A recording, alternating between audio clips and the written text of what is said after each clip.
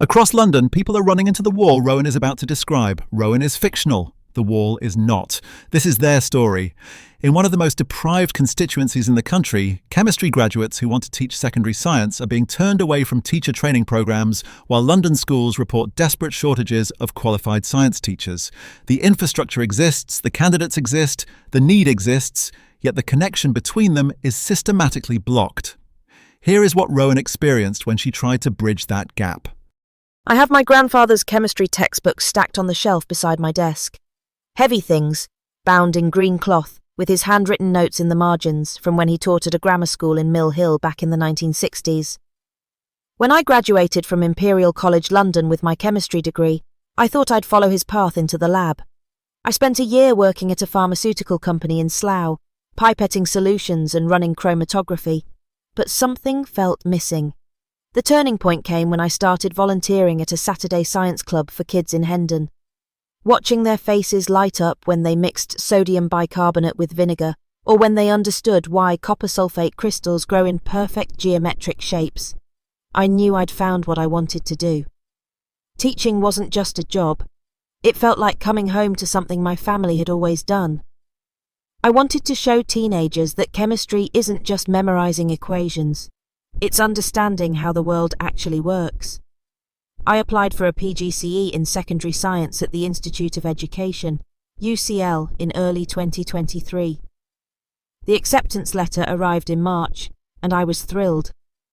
Then came the second letter. The Department for Education had cut the chemistry teacher training bursary from £27,000 to £10,000. The admissions tutor explained it apologetically. Budget constraints. I calculated the numbers. £10,000 minus the course fees, minus rent in London, minus living expenses for a year. It didn't add up. I couldn't afford to train on what they were offering, so I deferred my place. I tried Middlesex University next. Their teacher training programme looked promising, and I thought maybe they'd have more flexibility with funding. The admissions officer, a woman named Dr. Sarah Coleman, sat across from me in her office and said exactly what I didn't want to hear. There is no funding. The Treasury spending rules mean we can't increase bursaries even though we know London schools desperately need science teachers. She showed me the Department for Education guidelines on her computer screen. The national recruitment target treated every region the same way, as though the cost of living in London was identical to the cost of living in Hull. Dr. Coleman seemed as frustrated as I was. She pointed to a folder on her desk, thick with applications from science graduates. "Look at this," she said. "We have brilliant people wanting to teach, and I have to turn them away because the funding formula doesn't match reality." I decided to try a different route entirely. School direct training programs let you earn while you learn, so I contacted local schools directly. First, I emailed Hendon School. The head teacher, Mr. David Singh, invited me in for an informal chat. He walked me through corridors lined with science labs that needed properly qualified teachers. "I'd love to take you on," he told me, "but the Department for Education hasn't allocated us any training budget this year. We applied for 3 school direct places and got 0. I tried St. James's Catholic High School next. Same story. The deputy head, Mrs. Catherine Walsh, was even more direct. "The budget has been cut. We want science teachers. You want to teach science, but the government has decided there's no money to connect those two facts." It was Mrs. Walsh who said something that stayed with me. "It's not that they can't find the money, Rowan. It's that they've chosen not to spend it." A few weeks later, I went back to the Institute of Education to collect some paperwork I'd left behind when I deferred. Walking through the building was surreal.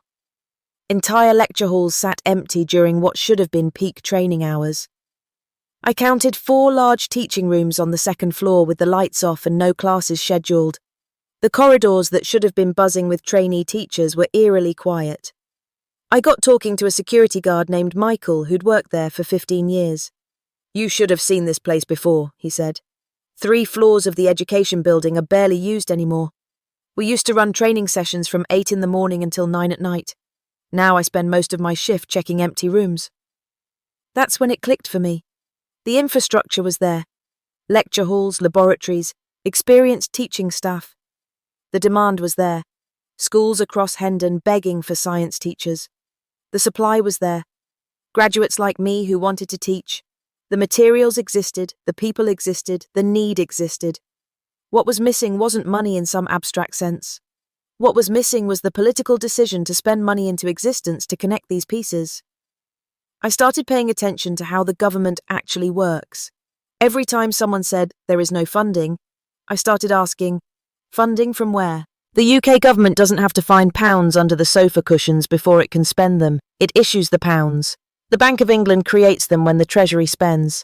The constraint isn't the availability of currency. The constraint is the availability of real resources. And the real resources were sitting right there unused. I used to accept the excuse that there was no money. I hear it differently now. The government that prints the notes and mints the coins told me it could not find enough of them to train the people who were standing right there, ready to work. The real question was never about money. It was about whether the people existed, whether the skills could be taught, whether the classrooms were available. They were. All of them. The excuse was not a fact. It was a choice wrapped in the language of impossibility.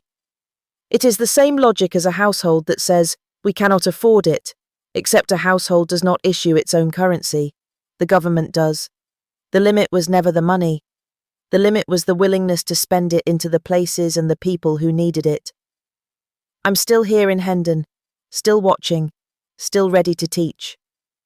I see the empty training halls, the unfilled science positions, the graduates who want to train but can't afford to. I understand now that this isn't just my story. Walk into any constituency where people and needs exist side by side while someone in Westminster says the cupboard is bare and you'll find the same pattern. The resources are there. The decision not to use them is political, not financial. What Rowan experienced has a name: cherry picking. This technique involves selecting rare examples where spending failed to justify never spending, while ignoring overwhelming evidence of what happens when government does invest. A simple example helps explain this. Imagine someone arguing that water is dangerous because a few people have drowned in swimming pools while completely ignoring that billions of people drink water safely every day. They cherry-pick the dramatic failures and ignore the routine successes. In education policy, this works by citing every school that struggled or every training program that didn't achieve perfect outcomes, while ignoring countries like Finland, where massive public investment in teacher training created one of the world's best education systems. They point to isolated examples of waste, while ignoring that teacher shortages cost far more than teacher training ever could. The austerity objection is always the same. Look what happened to countries that overspent on public services. But countries that issue their own currency have never defaulted due to domestic spending. Greece, the standard example, used the euro and did not issue its own currency. The UK government issues its own currency. It does not need to find pounds before it spends them. The real constraint is resources: people, skills, materials, time. And in Rowan's constituency, those resources were sitting idle. The resources existed, the people existed, the decision not to connect them was political, not financial. Hendon ranks 155 out of 543 English constituencies on the English Indices of Deprivation 2025 published by MHCLG, placing it in deprivation decile 3. The constituency has 1,232 registered charities according to the Charity Commission Register for England and Wales. Total grants received amount to £27.6 million, according to 360 Giving Grant Nav. All sources are published at blockedbritain.co.uk. Blocked Britain tells the stories of people whose lives are shaped by the gap between what Britain needs and what its institutions choose to provide. Every character is fictional. Every situation is drawn from official statistics. Produced by Blocked Britain.